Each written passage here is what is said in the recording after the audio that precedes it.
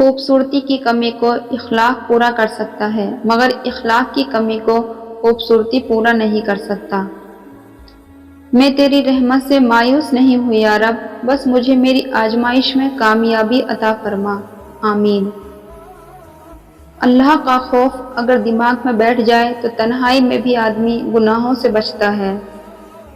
ان دلوں کو سکون دے مولا جن کا حال تیرے سوا کوئی نہیں جانتا، آمین۔ الحمدللہ کہنے کی عادت ڈالو، کیونکہ اللہ شکر گزار لوگوں سے بہت محبت کرتا ہے۔ اسلام اتنا خوبصورت مذہب ہے کہ صرف مسکرانے پر بھی آپ کو ثواب ملتا ہے، یہاں تک کہ غصے کی حالت میں خاموش رہنے پر بھی ثواب ملتا ہے۔ اللہ تعالیٰ کے فیصلے ہماری سوچ سے بھی زیادہ بہتر ہوتے ہیں۔ انسان کی آدھی خوبصورتی اس کی زبان میں ہوتی ہے۔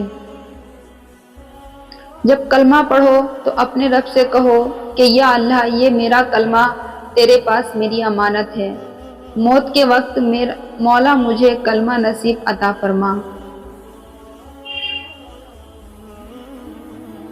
دنیا میں کی جانے والی سب سے بڑی غلطی یہ ہے کہ تم رات کو بنا توبہ کیے سو جاؤ۔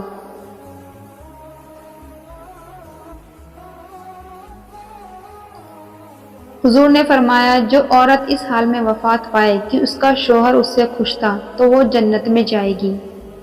مسلم کی طرح کپڑا کوئی خاک پہنتا ہے، مسلمان پرانا بھی پہنے تو پاک پہنتا ہے۔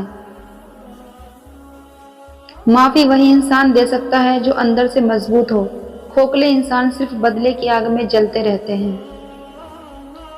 باپ وہ عظیم ہستی ہے جس کے پسینے کے ایک بوند کی قیمت بھی اولاد ادا نہیں کر سکتا۔